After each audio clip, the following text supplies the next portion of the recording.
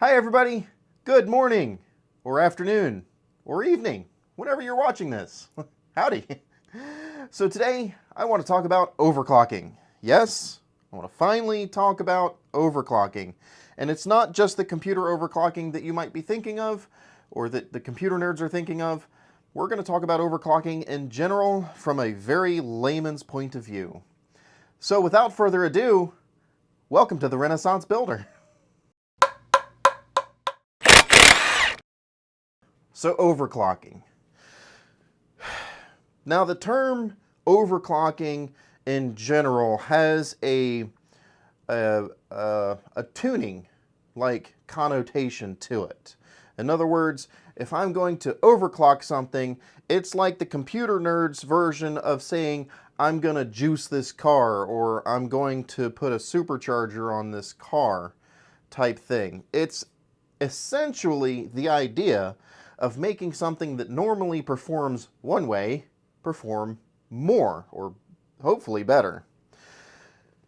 In the computer world, it's a little different, but I'll be honest with you, I have seen the term being used more and more in a variety of life of things, like the automotive world, or, other, what's the word I'm looking for? Other careers, other things in life, more than just computers. But the easiest way to explain this is to start in the computer world and to describe how the term overclocking actually came to be. Now, I'm going to explain this from I'm just an idiot sitting behind a desk that just happens to know just enough to get myself in trouble. So I'm not the computer engineer, so I'm going to explain this from the point of view of the average guy. So pardon me if my technicalities are not accurate. But I think what I'm actually going to do is use the whiteboard for this example. So the term overclocking actually started out pretty early in the computer world. And it started out there for a reason, and to understand how the term overclocking came to be, you got to understand how a computer, most computers, I can't say any because I don't know how all of them operate, but how most computers operate at the very core level. And it's very easy to understand this. So when a computer operates, it has essentially a shit ton of transistors or switches that are each doing a separate thing that equate to a code. And when that code equals, cycles, then it moves on to another thing. And I know that that's getting a little muddy and confusing, but let's just put this in the realm of like the software that actually has to run on the PCU. So if I say I need to run a script, or no, I can take it even more basic than that. Let's use a calculator, for example. So a calculator, when it's sitting idle, it's actually operating. Now, a calculator has very, very basic software involved. And that software, actually, I'm not even sure it counts as software. It probably counts as firmware, but it's because it's not changeable, it's not upgradable.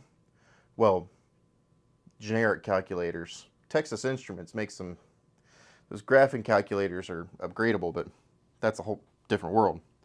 So when a computer of various types operates, it has to run several things in a row. And it does this in steps. So the first step it might take is to decide what is inputs and outputs. Or no, you know what? It's not even going to do that at the same time. Then it's going to say, what are outputs? I can't even spell. Then it's going to say, what's my signal on various inputs? So it's going to read signal in. Then it's going to compare that signal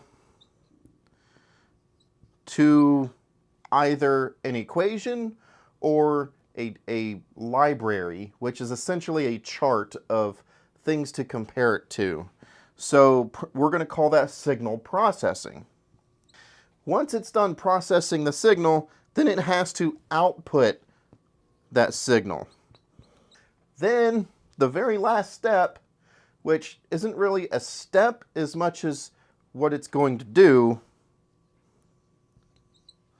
is we loop back over and do it all over again. Now, let's go over this. So first, the first thing that chip has to do, that computer has to do, is figure out what its inputs are, then it figures out what its outputs are, and all this is done by how you program it, or how it's wired. So it needs to figure out what is doing what, right?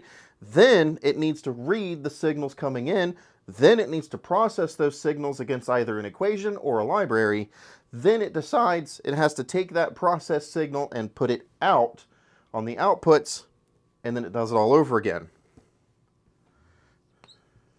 All right? Which means it's taking steps.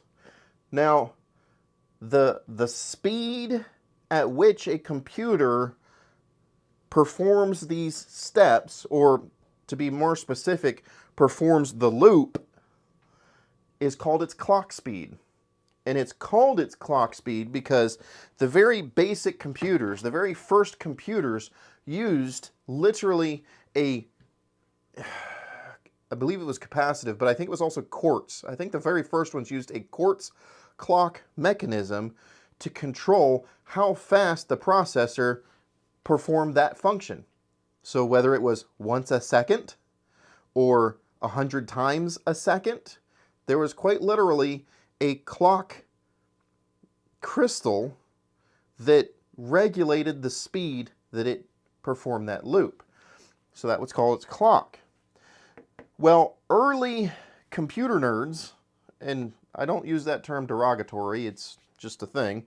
Early computer nerds figured out that if they take that quartz chip, which, you know, by the time they were doing this, it was probably a capacitor, but by the time they take that chip out, or when they take that chip out and they put a different one in that performs faster, they can make the processor act faster. Now this is limited. It's kind of the same thing as making your car engine rev higher. So say your car can only rev to, say, 5,000 RPMs or 6,000 RPMs, and you tear the engine out and you rebuild that engine into something special, and now you got 8,000 RPMs out of it. It's kind of the same idea. They're taking a chip, this is going back a while. They physically removed the chip off the motherboard and replaced it with a different chip that caused it to run faster. In exactly the same way that an engine, when you want to rev it higher or faster, it's going to use more fuel to do so. The computers do the same thing. When you overclock a computer, it has to use more voltage and more, well, I'm going to say wattage because it's volts and amps, so that's wattage. So the computer's going to use more wattage in order to perform those functions at a higher rate of speed. But that's where overclocking got its name from. I would remove the clock chip, put a different one in there that was faster. I overclocked it. Nowadays, we do the same thing on computers. This computer, for example, that I built, I fully intend to overclock. Only now I don't have to remove a chip. Now, that clock that is used to dictate how fast the processor does things can be changed via firmware. Not software, firmware, because you're doing it in the BIOS of the motherboard, which, even though it is upgradable, is considered firmware, not software. So, yes, now I can push a couple buttons and perform the same function that you used to have to actually desolder and resolder chips on to accomplish. So that's overclocking in its essence, making a computer process the loop faster. Now, like I said, the term overclocking is being used in many different fields. That's the word I was looking for before, I swear. Whew, I'm an idiot sometimes, but in many different fields, the term is being used, and I'm going to use it in a different field to demonstrate magnetic energies. So I'm going to, got wires floating. I'm going to overclock this transformer. Now, what do I mean? Understanding that the definition of overclock is to make something perform faster, the speed that's dictated by this transformer is 60 hertz. The transformer is designed and engineered to operate at 60 cycles per second alternating current. That means we are going positive 60 times a second. It's also going negative, which means we have a peak-to-peak of 120 times a second, but that gets a little complicated. So we just say that it's 60 hertz. I want to drive it slower and then faster than 60 hertz. And then I'm going to put my oscilloscope up to it and see how much of a difference those frequencies make on the performance of this transformer. And it should make a noticeable difference because the magnetic energies, and we'll talk about that when we get to that video, but the magnetic energies that are happening inside the transformer are engineered for that 60 hertz, for that clock speed. So when we overclock it, it should noticeably affect the performance. Most likely negatively affect the performance, but you know, we'll cross that bridge when we get there. That'll be in another video. But that is what overclocking is. You're going to take something that's designed to perform at one rate and make it do more than that. So, hopefully that answered your questions. Hopefully it didn't generate more questions. If it did generate more questions, then post them down. I like it when you guys actually leave comments and I can answer the comments, and it makes my day. Like seriously, I get a notification that I got a comment on a I'm like, woo, yeah. I'm a dork, whatever. Laugh all you want to. I don't care. But yeah, leave a comment if you have any more questions, or if I described it incorrectly and you want to make the correction for that, which I would appreciate, because the smarter you are, the smarter I can be, and the smarter the audience can be, frankly. Leave it in the comments. Would greatly appreciate all the input you have to offer. So that takes care of our video on overclocking. What is overclocking? Hopefully that answered those questions. And now moving forward in videos after this, when I talk about overclocking the computer, or overclocking a transformer, or overclocking a car, which I think is kind of a crappy description, but whatever. Guys are already doing it, so whatever. Don't try to teach society, I guess. Yeah, now you know what I'm talking about. So thank you very much for watching the video. Thank you very much for putting up with my ramblings. Hopefully you learned something. Hopefully you enjoyed it. Please leave a thumbs up, even if you didn't like the video.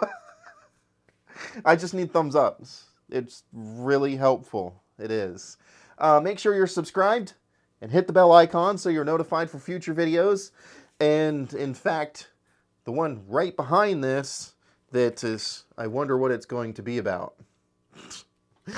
Yeah. Actually, we're going to make a gadget that should help us overclock the transformer. Anyhow, so keep an eye out for that. Yeah. Thank you very much, guys. I really appreciate it. I hope you all have a good night. I'll see you in the next one.